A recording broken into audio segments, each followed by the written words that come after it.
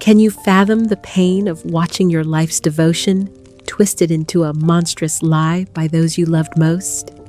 Have you ever had your history, your very identity erased by a ghost from the past?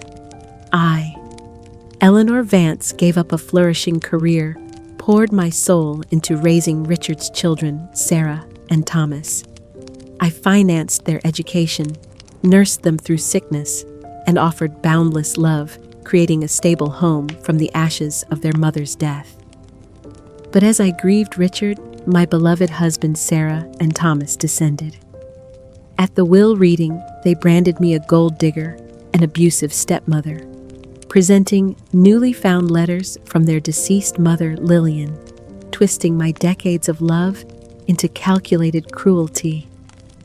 My heart already raw, with loss shattered.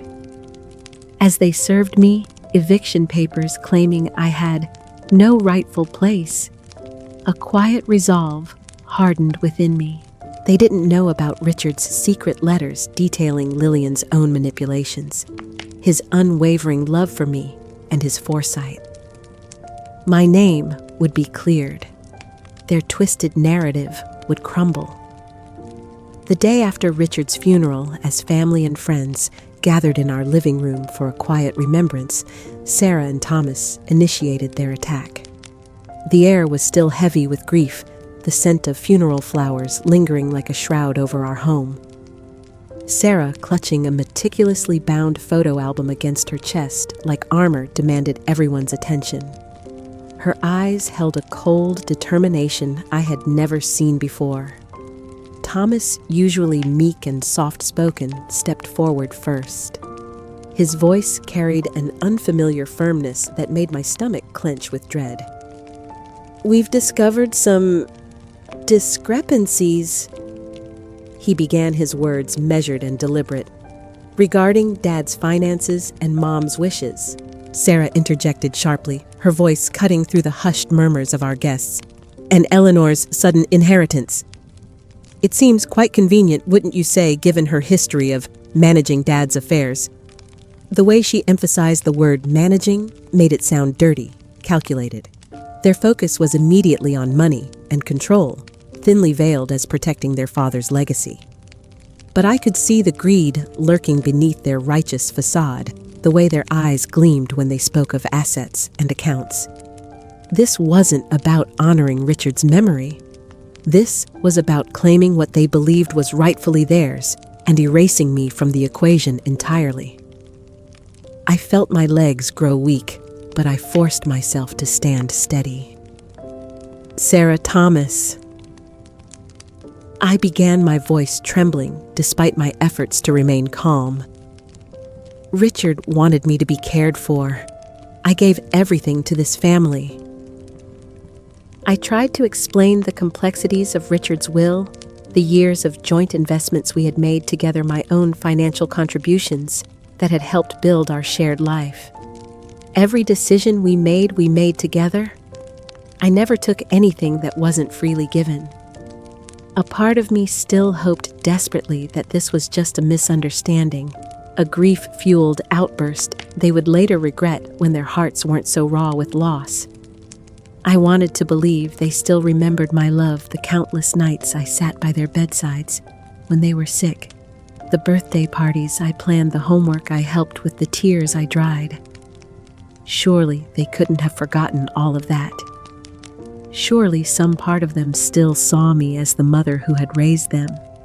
Sarah then opened the album with theatrical precision, her movements deliberate and cruel. She flipped to pages filled with doctored photographs, handwritten captions that twisted innocent family moments into something sinister, and most devastatingly presented what she claimed were Lillian's letters.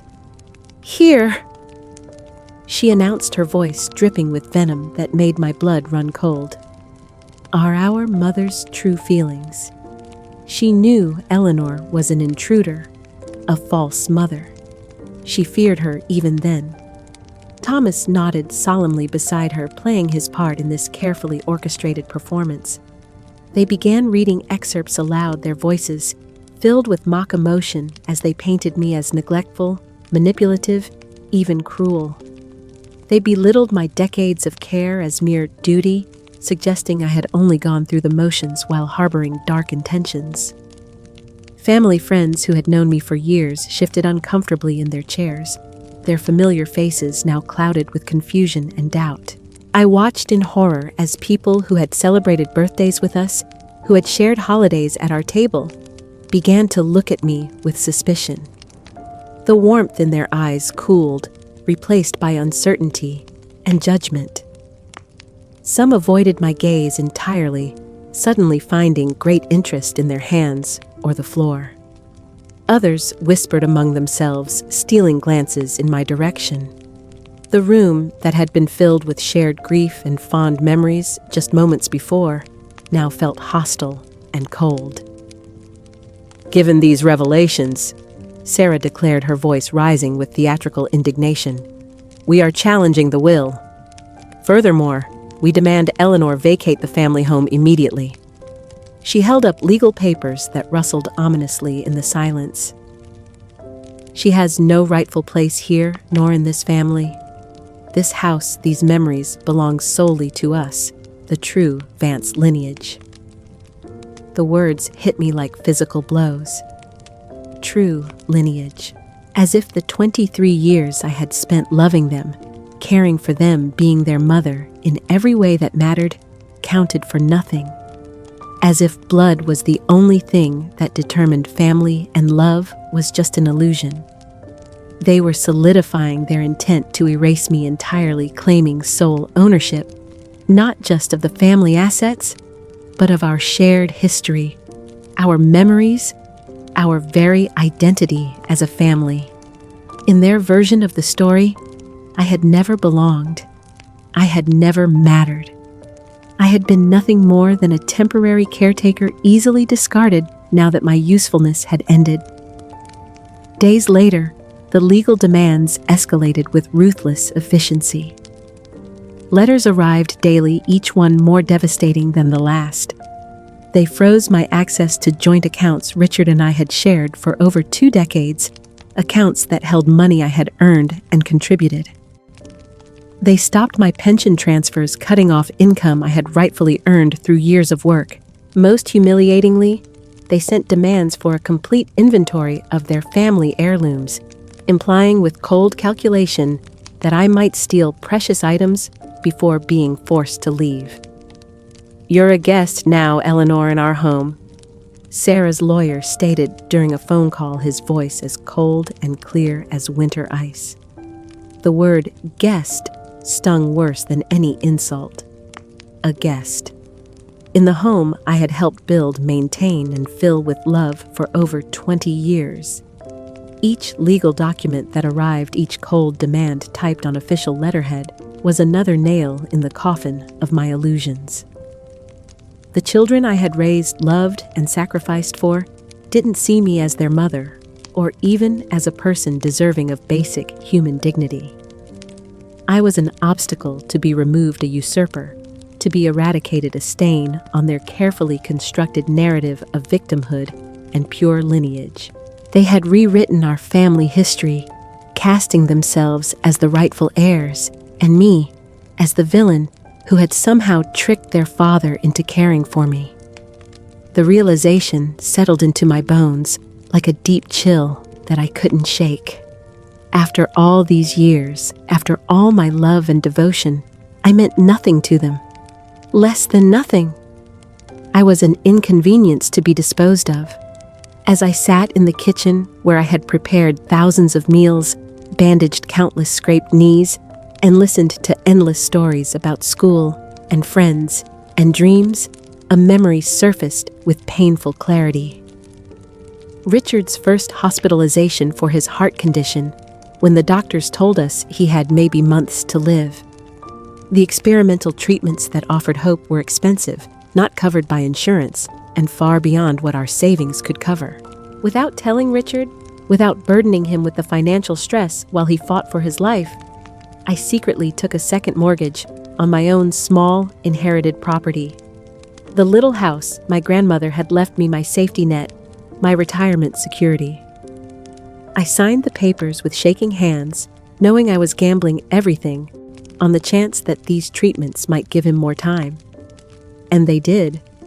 Those experimental treatments gave Richard 17 more years of life.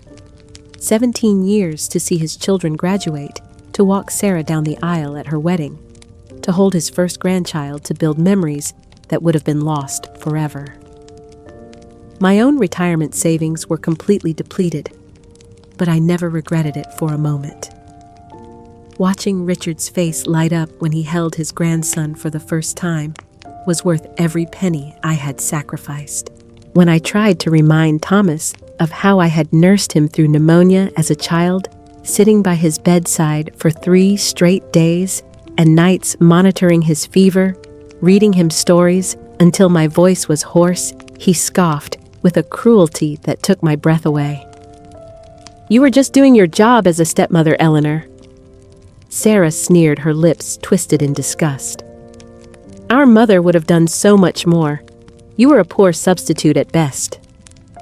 Thomas nodded in agreement, adding with vicious precision, "You always played favorites anyway. Everyone could see it. They twisted every sacrifice I had made, every moment of love I had given, into something inadequate and self-serving." The college tuition I had helped pay for Sarah, working extra hours and taking on freelance projects to contribute to her education fund, was dismissed as the bare minimum. The countless hours I spent helping Thomas with his math homework, celebrating his small victories, and encouraging him through his struggles were reframed as manipulation. They had poisoned every memory, tainted every act of love with their revisionist cruelty. Their proposed solution to my presence was chilling in its calculated coldness. "We found a lovely assisted living facility for you, Eleanor," Sarah announced with false sweetness during one of our final conversations. "Quite affordable, actually. Of course, the house will need to be sold to cover legal fees and your upkeep. It's for your own good, you know, now that Dad's gone and you're alone." The way she said alone made it sound like a disease, something shameful and pathetic. It was clear they intended to profit from my displacement while still maintaining a facade of concern and care. They would sell the home Richard and I had shared, pocket the proceeds, and warehouse me somewhere out of sight and out of mind. They spoke of my future as if I were a problem to be solved, not a human being who had loved and cared for them for most of their lives. The facility they had chosen was indeed affordable, which meant it was basic, institutional, and far from anything familiar. A place where I could quietly disappear from their lives forever, taking with me any inconvenient reminders of the love they now denied had ever existed. A week later, Sarah and Thomas arrived at the front door with a locksmith in tow, their faces set with grim determination. "Your time's up, Eleanor?" Sarah stated, her eyes gleaming with a triumph that made my stomach turn. "The judge granted a temporary injunction. You are to vacate immediately. We're changing the locks." The locksmith, a middle-aged man who avoided eye contact and seemed uncomfortable with the obvious family drama unfolding before him, began unpacking his tools. Their cruelty was calculated and precise, designed to inflict maximum pain and public shame. They had timed this humiliation for the middle of the day, when neighbors might see, when the mailman would witness my disgrace, when anyone passing by would know that Eleanor Vance was being thrown out of her own home like unwanted trash. "Sarah Thomas," I pleaded, my voice breaking despite my efforts to maintain some dignity. "How can you do this after all these years, all my love? Do you truly believe those lies that I was anything but devoted to you both?" My words hung in the air like a desperate prayer, but they were met only with cold, unfeeling gazes that chilled me to the bone. Sarah's expression remained fixed in that same triumphant smirk, while Thomas studied his shoes as if they contained the secrets of the universe. This was not a misunderstanding born of grief and confusion. This was not a temporary madness that would pass with time and healing. This was a deliberate, methodical, total eradication of my place in their lives and their history. They had planned this moment, savored it, anticipated the look of devastation on my face. The children I had raised had become strangers capable of a cruelty I could never have imagined. Sarah merely smiled wider, a chilling expression that transformed her familiar features into something alien and cold. The truth is out, Eleanor. You're nothing to us. Just a stranger who overstayed her welcome. The casualness with which she delivered this devastating blow was perhaps the cruelest part of all. Thomas, still avoiding my gaze, simply stood by like a silent sentinel, his presence endorsing her words, even if he lacked the courage to speak them himself. Then, with deliberate malice, Sarah reached out and overturned a small side table that held a framed photograph of Richard and me from our wedding day. The glass shattered against the hardwood floor with a sound like breaking hearts, and the photograph fluttered face down among the glittering shards. It was a blatant act of disrespect, a final insult to the love Richard and I had shared, and the family we had tried to build together. As the glass shards caught the afternoon sunlight streaming through the window, something shifted inside me. A quiet fury ignited in the depths of my soul, burning away the last vestiges of my desperate hope for reconciliation. "You speak of truth," I stated, my voice surprisingly steady and calm. The locksmith had stopped working, sensing the change in atmosphere, while Sarah and Thomas watched me with wary eyes. "The truth is, your beloved mother, Lillian, was a deeply troubled woman, and it's time you knew exactly what kind of person she really was." I saw their faces begin to change, confidence wavering as they sensed something dangerous in my tone. "Did you know she attempted to leave your father multiple times, taking you children with her like weapons, forcing him to beg and plead for her to return? Did you know she once tried to convince you, Thomas, that Richard wasn't your real father, simply to spite him during one of their worst fights?" Thomas's face went pale, and I saw the first crack in his resolve. "And Sarah, do you recall that mysterious illness when you were 10 years old that kept you home from school for months? That wasn't an illness at all. It was a completely fabricated story Lillian created to prevent you from going on that special school trip with Richard, simply because she was jealous of the bond you two shared." Sarah's triumphant expression was rapidly dissolving into something approaching horror. "Your mother was consumed by paranoia and jealousy. She saw enemies everywhere, especially in anyone who showed love or kindness to her family. She couldn't bear the thought of sharing your affection with anyone, not even your own father." I took a step closer, my voice gaining strength with each word. "Your mother's foresight was nothing but her deep-seated paranoia and manipulation, warping every relationship she touched, poisoning every moment of joy, even reaching out from beyond the grave to destroy the peace your father finally found. Richard spent his entire life trying to shield you from her toxicity, making excuses for her behavior, covering up her cruelties to protect your memories of her. And I, your abusive stepmother, was simply trying to build a stable, loving home despite her relentless shadows that haunted every corner of our lives." The silence that followed was deafening, broken only by the sound of their shallow breathing and the distant hum of traffic outside. The truth hung between us like a blade, sharp and gleaming, and finally mercifully cutting through the web of lies they had built their crusade upon.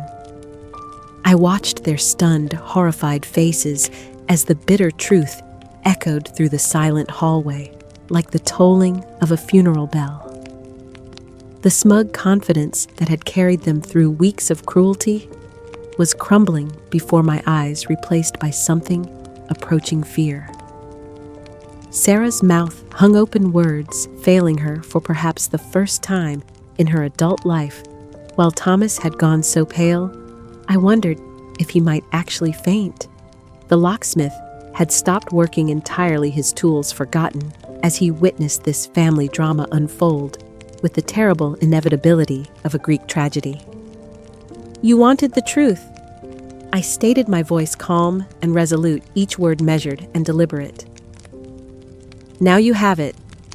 You sought to erase my life here, to rewrite our family's history, according to your mother's poisoned fantasies. Understand this clearly, both of you. I am severing all ties with you. You are no longer my children in any sense that matters, and I am no longer your stepmother, not in name, not in heart, not in any way at all." The finality in my voice surprised even me. It was the sound of a door closing forever, of a chapter ending with brutal decisiveness. I turned toward the front door, my footsteps echoing on the hardwood floors where I had once danced with Richard on quiet Sunday mornings.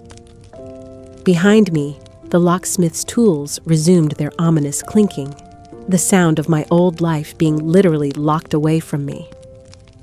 Sarah stammered, her voice cracking with disbelief and rising panic. "No, that's a lie. You're making all of this up." Her words tumbled over each other in desperate haste, as if speaking fast enough could somehow undo what I had revealed. "Mother would never. She wasn't. You're twisting everything." But even as she protested, I could hear the doubt creeping into her voice. Thomas, paler than I had ever seen him, looked frantically from me to Sarah, and back again, a flicker of terrible recognition dawning in his eyes. He was remembering things now, moments from childhood, that he had buried or explained away, pieces of a puzzle that were suddenly clicking into place with sickening clarity. They were momentarily disoriented, their carefully constructed narrative crumbling under the weight of memories they had suppressed and truths they had refused to acknowledge. The foundation of their righteous crusade against me was built on the mythology of their perfect, wronged mother, and I had just revealed that foundation to be nothing more than quicksand. Sarah grabbed Thomas's arm as if seeking physical support for her collapsing worldview, but he seemed just as shaken as she was unable to offer the reassurance she desperately needed. I stepped out onto the front porch, feeling the cool afternoon air wash over my face like a blessing. After weeks of feeling trapped and suffocated by their accusations and legal maneuvering, the simple act of breathing freely felt like a profound liberation. The familiar weight of sorrow that had pressed down on my shoulders since Richard's death was still there. But it felt different now, cleaner somehow, no longer poisoned by their manipulations and lies. As the locksmith began to work behind me, the metallic sound of tumblers being changed, marking the end of one life and the beginning of another. I looked back at them standing frozen in the doorway, like figures in a photograph. Sarah was still clutching Thomas's arm, both of them staring at me with expressions of shock and dawning horror. "You will learn," I said, my voice carrying softly on the afternoon breeze, "that a house can be taken, that belongings can be claimed, that legal papers can transfer ownership of material things, but true love and devotion, real family bonds built over decades of shared joy and sorrow, cannot be erased by lies or destroyed by greed." I paused, letting my words sink in, watching as understanding flickered across their faces. "And most importantly, you will discover that a ghost, no matter how powerful her influence, no matter how deeply her poison has seeped into your hearts, cannot dictate the future of the living.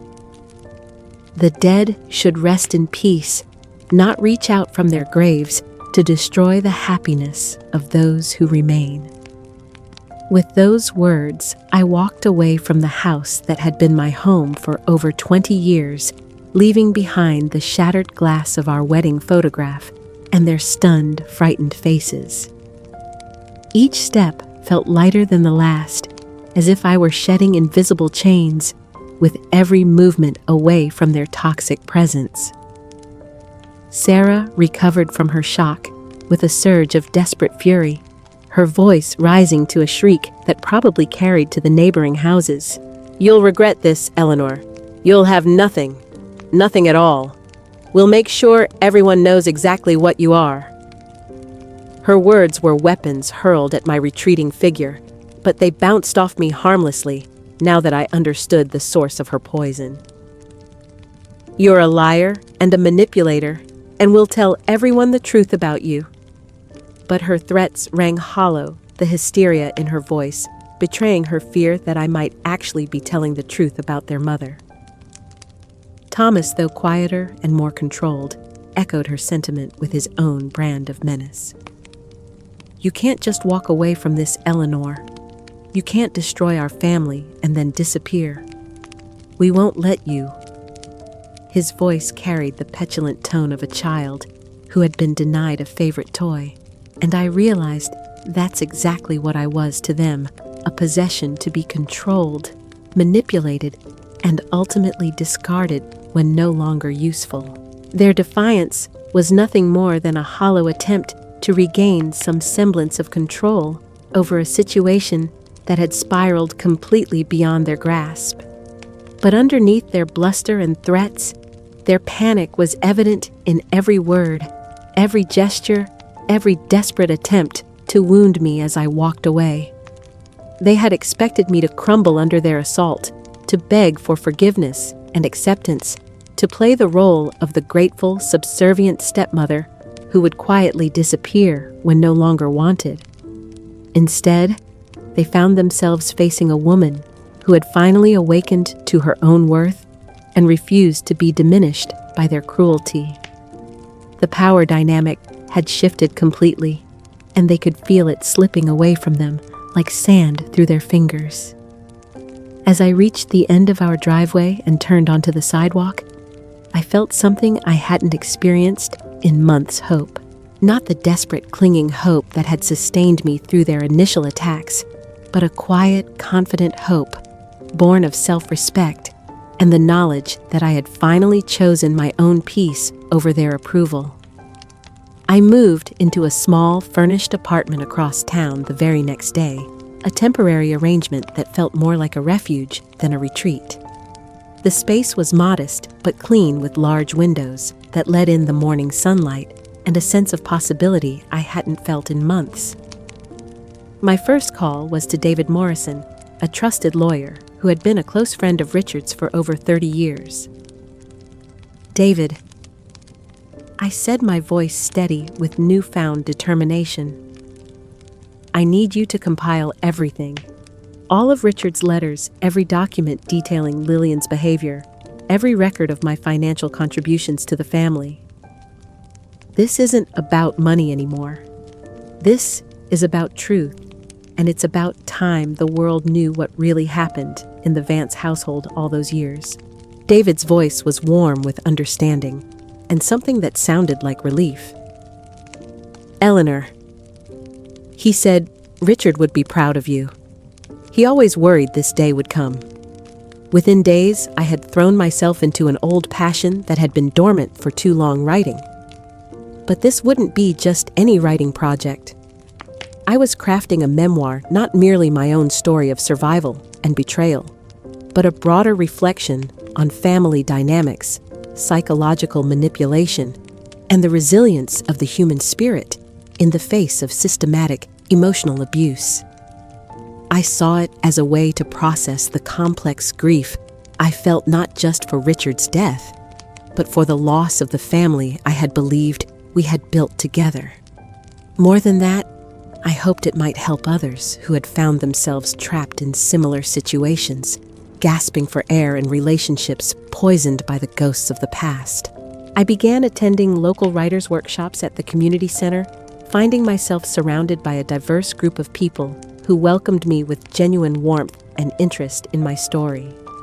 For the first time in months, I felt like I belonged somewhere, like my voice mattered and my experiences had value. These new friends didn't know about the legal battles or the inheritance disputes. They simply saw a woman with an important story to tell, and their encouragement fed my soul in ways I hadn't expected. Months later, as autumn painted the trees in brilliant shades of gold and crimson, I found myself at a historical society luncheon where I was conducting research for my book. The elegant dining room buzzed with intellectual conversation and the gentle clink of china as local historians and writers shared their latest projects. I was deep in conversation with the Society's librarian about accessing their collection of personal correspondence from the 1800s when I spotted them across the room. Sarah and Thomas stood near the far wall, clearly orchestrating some kind of public appearance with a local television crew. The sight of them sent a brief chill through me, but I was surprised to find that the old panic didn't follow. Instead, I felt a calm curiosity about what new manipulation they might be attempting. They were dressed in their finest funeral attire, playing the part of grieving children to perfection, and I could see Sarah gesturing dramatically as she spoke to the young reporter, who was nodding sympathetically. It was obvious they were trying to garner public sympathy and maintain their carefully constructed narrative of being the wronged party in our family drama. Sarah spotted me almost immediately, her eyes widening first with surprise, then narrowing with the familiar cold contempt I had come to know so well. She interrupted her interview mid-sentence and strode across the room with Thomas trailing behind her like a reluctant shadow. Well, Eleanor," she said loudly enough for nearby conversations to pause, her voice dripping with theatrical disdain. "Still lurking around respectable society, I see. Don't tell me you're here trying to dig up more lies about our poor defenseless mother." The words were clearly chosen for maximum public impact, designed to paint me as the aggressor and them as the victims. Thomas snickered beside her, a sound that reminded me painfully of the sweet boy who used to laugh at my silly jokes during homework time. Sarah then turned back toward the television camera, her voice rising with practiced emotion. "This is the woman who betrayed our beloved father's trust, who tried to erase our precious mother's memory and steal our inheritance. She's a manipulative opportunist who's now trying to worm her way into respectable society using false pretenses and manufactured sob stories." The reporter's eyes lit up with interest at this unexpected drama unfolding before her camera, and I could see her mental wheels turning as she sensed a much more compelling story than whatever puff piece she had originally planned to film. I remained perfectly calm, meeting Sarah's hostile gaze with the serene confidence that had grown within me over these past months of healing and self-discovery. "Actually, Sarah," I said, my voice clear and steady, projecting just enough to be heard by the gathering crowd without seeming to raise my voice. "I'm here as today's guest speaker for a session on the nuances of family history and truth in memoir writing. My publisher, Hamilton House, is very enthusiastic about my forthcoming book, The Ancestral Shadow, which explores the complex legacy of family secrets, psychological manipulation, and the healing power of truth in broken family systems." I gestured gracefully toward Margaret Whitfield, the Society's president, who was approaching our little group with a warm smile and a protective gleam in her eyes. Margaret and I were just discussing the book's potential impact on readers who have experienced similar family dynamics. Margaret nodded enthusiastically, clearly delighted to have such an accomplished author speaking at her event. The transformation in Sarah and Thomas's faces was immediate and complete. Their expressions went blank with shock, their mouths literally hanging open as they processed the reality that I was not the broken, defeated woman they had expected to encounter. The roles had reversed entirely. They were now the ones who looked out of place and unwelcome, while I stood confidently among new friends and colleagues who respected my work and valued my voice. Margaret Whitfield, the Society's president, was clearly intrigued by the dramatic tension she had walked into, and her keen historian's instincts told told her there was a fascinating story unfolding before her eyes. "Eleanor," she said warmly, "I hope you'll join us for a small private gathering after the luncheon. Several of our board members are eager to discuss your book project in more detail, and I believe some of our local media contacts would be very interested in featuring your work." I accepted graciously, knowing full well that this invitation would amplify my message and subtly showcase the new platform I had built for myself in the literary community. Sarah and Thomas, now visibly agitated and whispering urgently to each other, attempted to insert themselves into the conversation and follow us toward the private dining room. But Margaret, with the polished diplomacy of someone who had spent decades managing social situations, politely yet firmly guided them away. "I'm so sorry," she said with a smile that didn't reach her eyes, "but this particular gathering is limited to society members and invited authors only.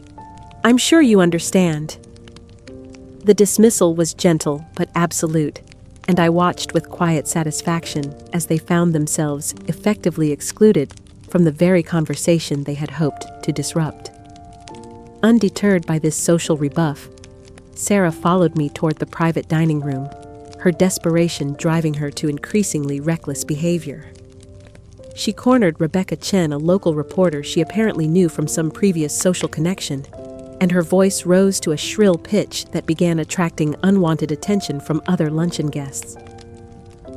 "That book Eleanor Vance is writing is nothing but slander and lies," she declared, her composure completely abandoned now in favor of raw panic. "She's making up vicious stories to discredit our deceased mother and steal our rightful inheritance. She's nothing but a conniving, bitter old woman who can't accept that she never really belonged in our family. Don't believe a single word she says." Her voice grew more hysterical with each accusation, and I could see other guests beginning to stare and whisper among themselves. Thomas stood beside her, his face flushed with embarrassment at the spectacle his sister was creating, but he nodded along with her accusations nonetheless. The reporter, clearly uncomfortable with the public outburst, but professional enough to recognize a potential story, began asking pointed questions about the specific nature of Sarah's allegations. This only seemed to inflame Sarah further, and her voice rose to a volume that was completely inappropriate for the elegant setting. I approached the small crowd that had gathered around Sarah's outburst with the calm confidence of someone who held all the winning cards in a poker game she didn't even know she was playing. Richard's letters, hundreds of pages of his careful documentation of Lillian's behavior, were already digitized and safely stored in my secure cloud storage copies, distributed to my lawyer, my publisher, and several trusted friends as insurance against exactly this kind of desperate counterattack. "Sarah," I interjected smoothly, my voice cutting through her hysteria with quiet authority, "I'm afraid you're mistaken about the nature of my book. The memoir is based entirely on documented truths, including hundreds of pages of personal correspondence from Richard, your father, detailing his decades-long struggle with Lillian's severe mental illness and her systematic manipulation of your family." I met the reporter's gaze, directly speaking to her as one professional to another. Richard meticulously recorded every incident, every threat, every manipulation, precisely because he feared something like this might happen after his death. He wanted to protect the integrity of our family's true history from any posthumous attempts at revision or retaliation. I paused, allowing the weight of my words to sink in before delivering the most devastating blow. "Perhaps you'd like to read the detailed entries about how Lillian repeatedly threatened to abandon your father and take you children with her whenever she didn't get her way, using you both as weapons in her psychological warfare against him." The color drained from Sarah's face as childhood memories she had buried began to surface.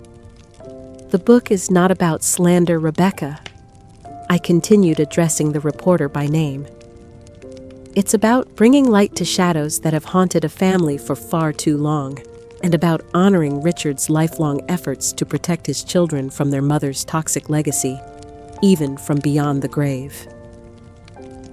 The reporter's eyes widened with genuine interest as she recognized the gravity of what I was revealing and the potential for a compelling human interest story that went far deeper than simple inheritance disputes. Sarah's face contorted through a rapid succession of emotions: fury, fear, desperation, and finally, a kind of defeated rage as she realized her desperate gambit had not only failed, but had actually provided me with the perfect platform to present my side of the story to exactly the audience she had hoped to turn against me. Thomas, standing beside her, visibly recoiled from the intensity of the moment, taking an actual step backward, as if trying to distance himself from the wreckage of their carefully planned public relations campaign. The reporter quickly excused herself from Sarah's increasingly incoherent protests, her journalist's instincts telling her that the real story lay with the calm, articulate woman who had just offered documented evidence rather than emotional accusations. I watched with quiet satisfaction as several other guests began approaching me with expressions of sympathy and support, having witnessed Sarah's unhinged behavior and drawn their own conclusions about who was telling the truth. I quietly approached David Morrison, who had also been invited to the luncheon as one of the community's most respected attorneys and a longtime supporter of the Historical Society.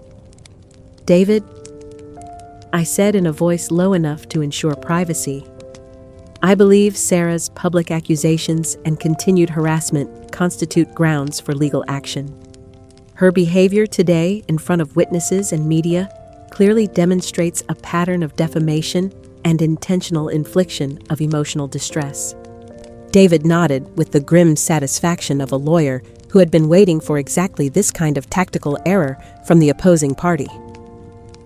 "Eleanor," he replied, "after what I just witnessed, we have more than enough evidence to file for a restraining order and pursue damages for defamation.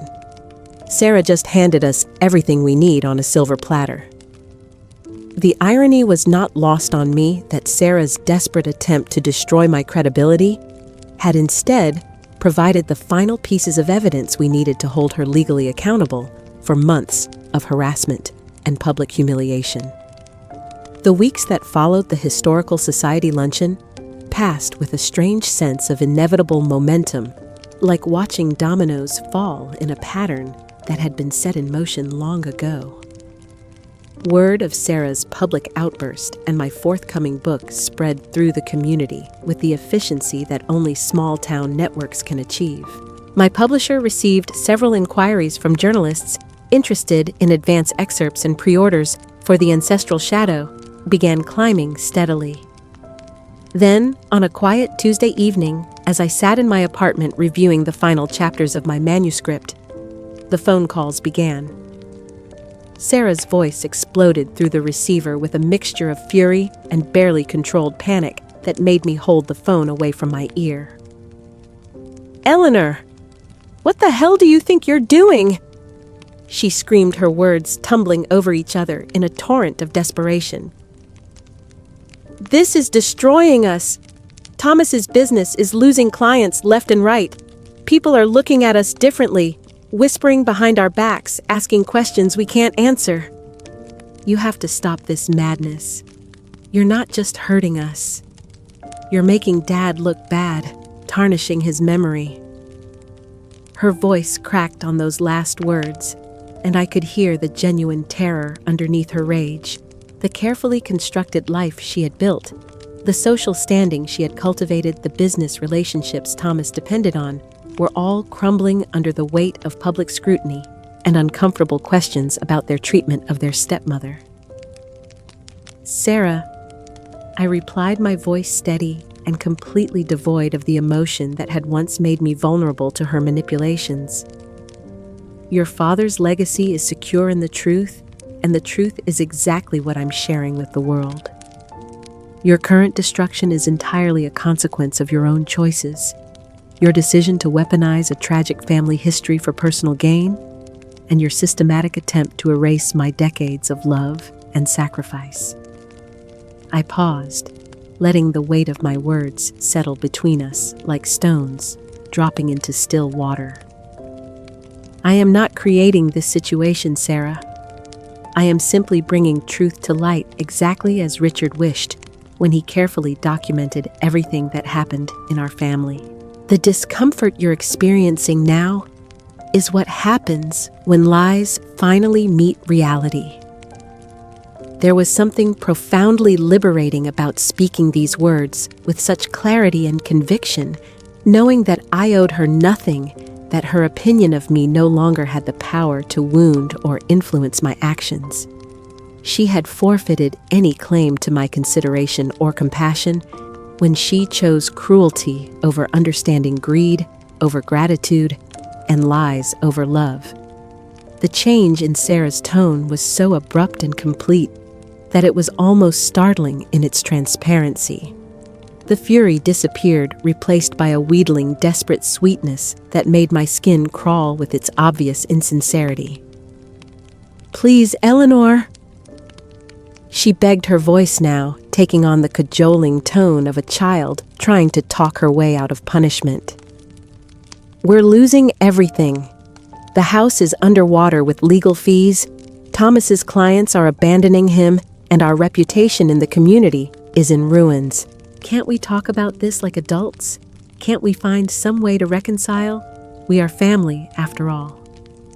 Don't you remember all the good times we shared? The holidays, the birthday parties, the family vacations?" Her voice took on a sickeningly nostalgic quality, as if she could somehow erase months of calculated cruelty with a few manufactured memories. "We can share the inheritance, you know. We can work something out that's fair to everyone. Just drop the lawsuit, drop the book, and we can tell everyone this was all just a terrible misunderstanding, born of grief. Please, Mom." The forced endearment hit me like a physical blow, not because it moved me, but because it revealed the depths of her cynical manipulation. She was willing to call me Mom again, but only as a tool to get what she wanted, only as a means to an end. The transparent attempt to manipulate my emotions and probe for any remaining weakness sickened me more than all her previous cruelty combined. "Ah, Sarah." I stated, my voice quiet, but carrying the absolute finality of a judge pronouncing sentence. "The family you speak of with such sudden nostalgia was destroyed by your own hands, consumed by the flames of a ghost's resentment that you chose to embrace rather than overcome. There is nothing left to reconcile because you systematically burned every bridge, severed every connection, and poisoned every memory with your greed and cruelty." I felt a profound sense of peace settling over me as I spoke these words, the peace that comes from finally accepting a painful truth and choosing to live within that reality rather than clinging to impossible hopes. My love was rejected with contempt. My sacrifices were scorned as inadequate, and my character was slandered in public. You made your choice, and I am making mine. My path now is one of truth and peace, a path you chose to abandon the moment you decided that money mattered more than love, that inheritance was more important than integrity. With a serene resolve that surprised me with its strength, I ended the call with a simple, "Goodbye, Sarah." Then, without hesitation or regret, I changed my phone number, blocked their email addresses, and instructed David to handle all future communications through legal channels only. The silence that followed was not the empty silence of loneliness, but the profound, peaceful silence of a woman who had finally chosen her own well-being over the impossible task of earning love from people who had decided she was unworthy of it. For the first time in months, I slept deeply and dreamlessly, protected by the impenetrable peace that comes from knowing you have finally truly set yourself free. 6 months later, The Ancestral Shadow was released to critical acclaim that exceeded even my publisher's most optimistic expectations. The memoir struck a chord with readers across the country, sparking widespread discussions about family dynamics, emotional manipulation, and the resilience of the human spirit in the face of systematic betrayal. Book clubs were reading it, mental health professionals were recommending it to clients, and universities were incorporating it into their psychology and social work curricula. The success was both humbling and validating proof that my story mattered, that my pain had been transformed into something that could help others heal from their own family wounds. At a major book signing event in Chicago, held in the grand ballroom of the Palmer House Hotel, and attended by hundreds of readers, media representatives, and literary enthusiasts, I spotted them near the back of the crowd. Sarah and Thomas stood partially hidden behind a marble column, looking noticeably diminished from the confident, entitled people they had been just months earlier. Sarah's designer clothes hung loosely on her frame, and Thomas's usually perfect grooming showed signs of neglect. They had clearly come to disrupt the event, their presence radiating the desperate energy of people who had nothing left to lose. As I began the question and answer portion of the evening, fielding thoughtful queries about the writing process and the psychological insights I had gained through my journey, Sarah made her move. Emboldened by what appeared to be several drinks, she pushed through the seated crowd with reckless determination, grabbing a microphone from an unsuspecting attendee who recoiled in shock at her aggressive behavior. "Eleanor Vance is a liar!" She shrieked, her voice cracking with raw emotion and barely controlled hysteria. "This book is nothing but fantasy and fabrication. She's a cruel, manipulative stepmother who's destroying her own family for profit and attention." Her words echoed through the elegant ballroom like the cries of a wounded animal, causing a collective gasp from the audience. "She made up those vicious stories about our beloved mother. She's a disgrace to literature, and this book is a monument to her selfishness. You're all being fooled by a master con artist who's learned to play the victim while she profits from our family's private pain." Her voice rose to a desperate, raw shriek of rage and desperation, the sound of someone whose carefully constructed world had completely collapsed. Thomas stood behind her like a shadow, his face a mask of grim defeat and resignation, but he offered no resistance to her public outburst, his silence serving as tacit endorsement of her desperate accusations.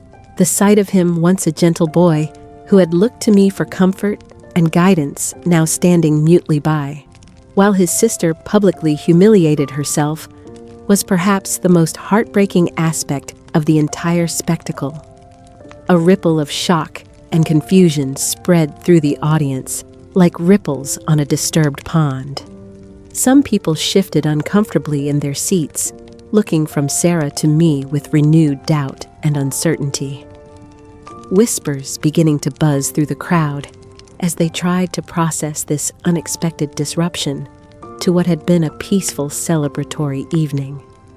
The event security team, initially startled by the sudden outburst, began to move through the crowd toward Sarah, their faces professional but concerned as they assessed the potential threat level of the situation. For a moment, I felt the old, familiar sting of public humiliation threatening to overwhelm me, intensified by the sheer scale of the spectacle and the number of witnesses to this attack on my character and credibility. My heart pounded against my ribs, and I could feel the heat of embarrassment rising in my cheeks as hundreds of eyes turned toward me, waiting to see how I would respond to these devastating accusations. The moment stretched like an eternity, heavy with the weight of judgment and the potential for this carefully built new life to crumble under the assault of their desperate lies. But something had changed within me over these months of healing and growth, something fundamental and unshakable that Sarah's hysteria could not touch. Despite the chaos erupting around me, I raised a calm hand to halt the approaching security team, my gesture smooth and authoritative in a way that surprised even me. I looked directly at Sarah across the crowded room, meeting her wild, desperate gaze with an expression of profound sorrow rather than anger or defensiveness. I allowed her to fully expose the depth of her bitterness and desperation to this room full of witnesses, letting her own words and behavior speak volumes about her character and mental state. The contrast between her shrieking accusations and my calm composure was not lost on the audience, and I could see understanding beginning to dawn on many faces as they realized they were witnessing the very dynamic my book had described. I took a deep, steadying breath, feeling the solid ground of truth beneath my feet, and prepared to deliver what I knew would be the decisive counterstrike to end this public assault once and for all. The hundreds of witnesses present would see with their own eyes the difference between desperate lies and documented truth, between hysteria and dignity, between the shadow of the past and the light of honest revelation. As Sarah's tirade finally wound down, her voice growing hoarse from the emotional strain and volume of her outburst, I calmly stepped forward and gently took the microphone from her trembling hands. The ballroom fell into an expectant silence. Hundreds of faces turned toward me with rapt attention, waiting to see how I would respond to this public attack on my character and the integrity of my work. "Sarah," I began, my voice quiet, but somehow carrying easily through the large space, resonating with the calm authority of someone who speaks from a place of absolute truth. "You speak of lies and manipulation, of fabricated stories and false accusations. Rather than defend myself with more words, let me simply read directly from the source that inspired this book." Behind me, the large projection screen that had been displaying images from my book signing suddenly shifted to show a page of Richard's elegant handwriting, his careful script instantly recognizable to anyone who had known him. The audience leaned forward in their seats, sensing that they were about to witness something profound and revelatory. I began to read in a clear, steady voice that carried to every corner of the room. "My dearest Eleanor Lillian's latest delusion is that she is being poisoned by her own tea. She has somehow convinced Thomas Poorboy that I am behind this imaginary plot against her. It breaks my heart to see her turning the children against me with these fabricated fears, using their love for her as a weapon in her war against reality." The ballroom was so quiet that the only sound was the gentle hum of the air conditioning and the soft rustle of people leaning forward in their chairs. I continued reading, selecting passages that painted a vivid picture of the psychological warfare that had defined my family's daily existence for years. Here, Richard details Lillian's systematic attempts to drive a wedge between him and his children by fabricating stories of his cruelty, inventing scenarios where he had supposedly mistreated her or threatened their safety. The audience listened with growing fascination and horror as the true dynamics of our family life were revealed through Richard's own words. And here, most chillingly, he documents how Lillian actually planned to leave what she called hidden messages for the children after her death letters and recordings designed to poison their memories of their father and turn them against anyone who might threaten her posthumous control over their emotions and loyalties. I paused, letting the weight of this revelation settle over the room before delivering the most devastating blow.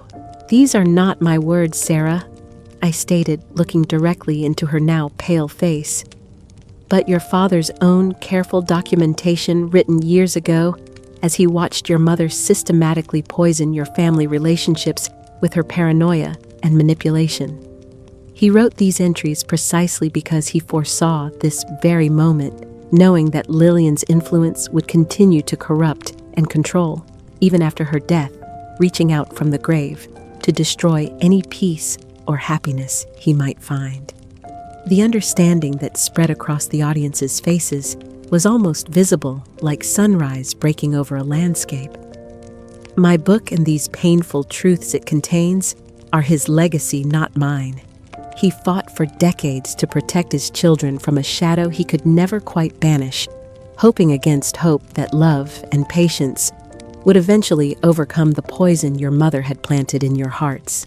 You, however, chose to embrace that shadow, to weaponize it against the woman he loved, and in doing so, you have betrayed not just me, but his memory and everything he tried to build for his family. The collective understanding in the room was almost palpable, a shift in atmosphere so complete that it felt like the emotional barometric pressure had changed. Whispers of disgust and sympathy rippled through the crowd, but now they were directed at Sarah and Thomas rather than at me. The audience's faces had transformed, completely shifting from confusion and doubt to profound sympathy for my situation and utter condemnation for the cruelty they had just witnessed. Many people were shaking their heads in disbelief, their expressions reflecting a mixture of sadness for the family tragedy they had witnessed and admiration for my grace under such vicious attack. The security team, reading the room's mood with professional expertise, began gently but firmly moving towards Sarah and Thomas, their approach now clearly supported by the crowd's sentiment. Scattered voices called out, "Shame!" and "How could you?" as the audience began to express their outrage at what they had witnessed. The transformation was complete and devastating. Sarah's desperate gambit to destroy my credibility had instead provided the perfect platform for me to demonstrate the very difference between truth and manipulation that formed the central theme of my book. Sarah's face became a mask of utter defeat and public humiliation.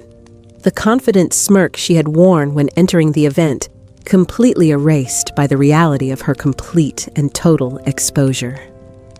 Her eyes filled with a raw, impotent rage, mixed with dawning horror at what she had brought upon herself, met mine for one final moment across the crowded room. In that instant, I saw not the cruel woman who had tormented me for months, but the broken child who had been poisoned by her mother's toxic legacy, and I felt a moment of genuine pity for the person she might have been if circumstances had been different. But that moment passed quickly as security gently but firmly began to escort her toward the exit. Her head bowed in disgrace as hundreds of witnesses to her public meltdown watched her departure with a mixture of satisfaction and second-hand embarrassment. Thomas, utterly pale and looking as though he might faint from the stress and humiliation, followed silently behind his sister, his shoulders slumped in complete defeat. Their public standing, the carefully constructed narrative of victimhood they had spent months building, was utterly shattered and replaced by the undeniable truth of their malice and manipulation. This marked the absolute end of their ability to influence public opinion or garner sympathy for their cause, and I knew with certainty that they would never again be able to credibly challenge my version of events or my right to tell my story. Many months later, long after the spectacular success of my book had established me as a respected voice in discussions about family trauma and resilience, and well after the public scandal of the Chicago incident had faded from immediate memory, a letter arrived at my publisher's office. It was forwarded to me with a note explaining that the sender had been unable to locate my personal address, which was exactly as I had intended when I moved to a beautiful apartment overlooking the lake and carefully protected my privacy. The envelope bore Thomas's familiar handwriting, though it appeared shakier and less confident than I remembered. The letter inside was handwritten on cheap stationery, stained with what appeared to be tears, and the contents were a rambling, desperate plea that reeked of desperation rather than genuine remorse. He explained that Sarah was in a terrible state, completely isolated from their former social circle, her life in ruins following the public humiliation and the subsequent investigation into her harassment campaign. He described his own downfall in painful detail. His business had collapsed entirely, clients fleeing as word of his family's behavior spread through their professional networks, leaving him financially devastated and socially ostracized. The letter was a desperate final attempt to appeal to whatever kindness he imagined might still exist in my heart, but every word revealed the self-serving nature of his outreach. There was no acknowledgement of the pain they had caused, no real understanding of the damage they had inflicted, only a pitiful plea for rescue from the consequences of their own actions. 2 weeks after the letter arrived, Thomas appeared at my apartment building's front entrance looking wretched and decades older than his actual age. The doorman called up to announce his presence, and despite every instinct telling me to refuse him entry, I agreed to see him, driven by a morbid curiosity about what form this final manipulation would take. When I opened my door, I found a man who bore little resemblance to the confident, entitled person who had stood in my living room months earlier, demanding my immediate eviction. His clothes were wrinkled and clearly hadn't been replaced in some time. His hair was unkempt, and his face carried the hollow look of someone who had lost everything that once defined his identity and self-worth. "Eleanor!" He choked out, his voice breaking with genuine emotion as he fell to his knees in my hallway, apparently unconcerned about the undignified spectacle he was creating. "I was wrong. Sarah was wrong. We were so lost in our grief and confusion. We believed the lies because we wanted to believe them, because it was easier than accepting the complicated truth about our mother." His words came in a rush, tumbling over each other in his desperation to get them all out before I could stop him. "Please, I'm begging you to forgive us. We're completely alone now, Eleanor. We have nothing and no one. Can't we find some way to be a family again? We'll do anything you ask, accept any conditions you set. Just please, a little help to get back on our feet. We miss you so much, our true mother." The performance was pathetic in its transparency, a desperate attempt to evoke pity and secure financial support that was utterly devoid of any genuine understanding of what they had done or any real acceptance of responsibility for their actions.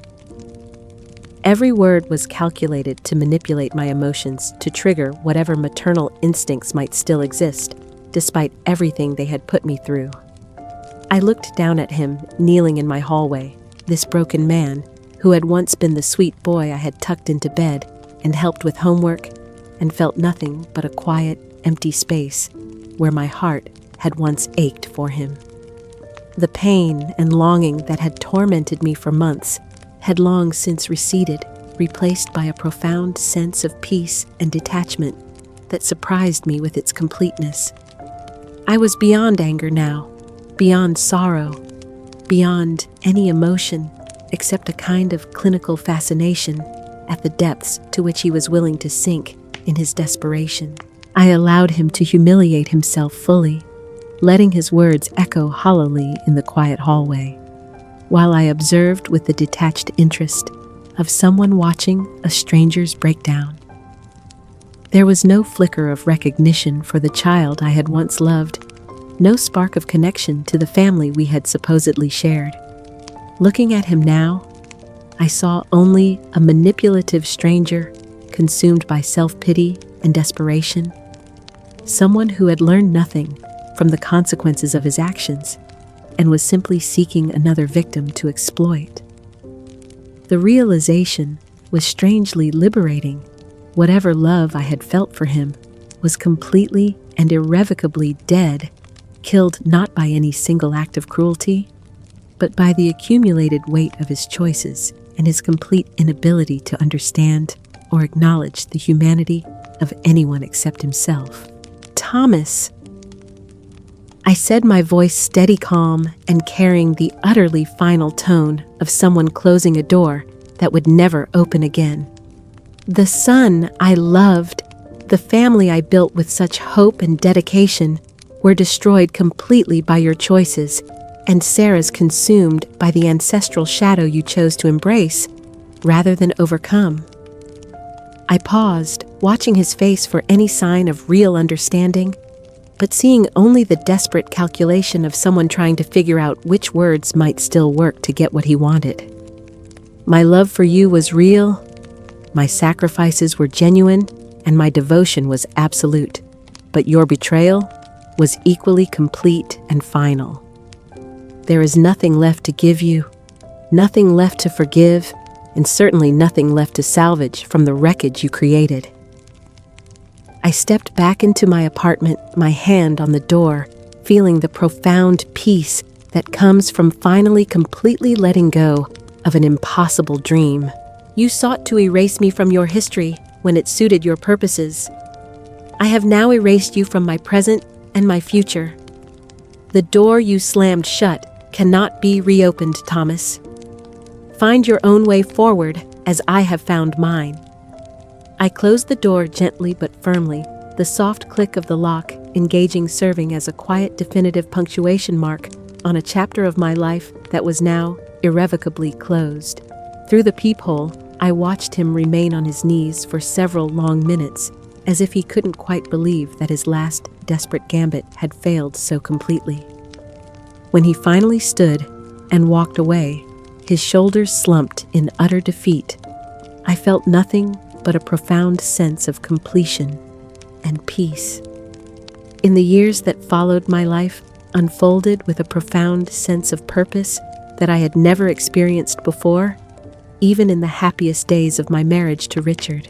The Ancestral Shadow became not just a bestseller, but a cultural touchstone that sparked important conversations about complex family dynamics, psychological manipulation, and the remarkable power of human resilience in the face of systematic betrayal. Readers from all walks of life reached out to share their own stories of family estrangement and emotional abuse, finding comfort and validation in my journey from victim to survivor to advocate. I found deep joy in new friendships built on mutual respect and shared interests, rather than blood relations or legal obligations. My involvement in community organizations focused on supporting other survivors of family abuse brought a sense of meaningful contribution that enriched my days. Most importantly, I had reclaimed the quiet dignity of my own name and story, no longer defined by other people's opinions or expectations, but by my own choices and values. My small apartment became a sanctuary of peace, filled with natural light, the laughter of genuine friends, and the gentle echoes of Richard's true love, unmarred by the toxic shadows that had once threatened to consume everything we had built together. I had become something I never expected to be, a beacon of strength for others struggling with similar family dynamics, a testament to the human spirit's remarkable capacity to heal and rebuild, even after the most devastating betrayals. The bitter roots of resentment and self-doubt that had once threatened to poison my heart had been replaced by the quiet, unshakable strength that comes from self-affirmation and the knowledge that I had acted with integrity throughout even the darkest chapters of this ordeal. Through the process of writing and sharing my story, I had learned one of life's most important lessons. True family is forged not by blood or legal documents, but by love, trust, mutual respect, and shared values that withstand the test of time and adversity. The deepest happiness I now experienced came not from external validation or material success, but from within, from a quiet, unshakable contentment that no one could take away from me, because it belonged entirely to me and was built on the solid foundation of self-knowledge and self-respect. Life's greatest challenges, I had discovered, often reveal our deepest reservoirs of strength, resources we never knew we possessed until circumstances forced us to draw upon them. While some shadows from the past will always linger at the edges of memory, true healing lies not in forgetting or denying painful experiences, but in confronting the past with unflinching honesty, protecting your hard-won peace with fierce determination and allowing truth to light your way forward into a future of your own choosing. Even the most profound betrayals, I learned, can become unexpected gateways to liberation and a deeper, more authentic understanding of genuine self-worth that cannot be shaken by other people's opinions or manipulations. As I sit in my living room each evening, watching the light filter through my windows to illuminate Richard's portrait on the mantel, I see his smile as warm and knowing as ever, and I feel the profound truth that our love was real regardless of the attempts to diminish or destroy it. The ancestral shadow that once threatened to consume everything good in my life has finally lifted, leaving behind only the golden light of peace, acceptance, and hard-won wisdom. And I find myself wondering, as I share this story with you, what truths might set you free.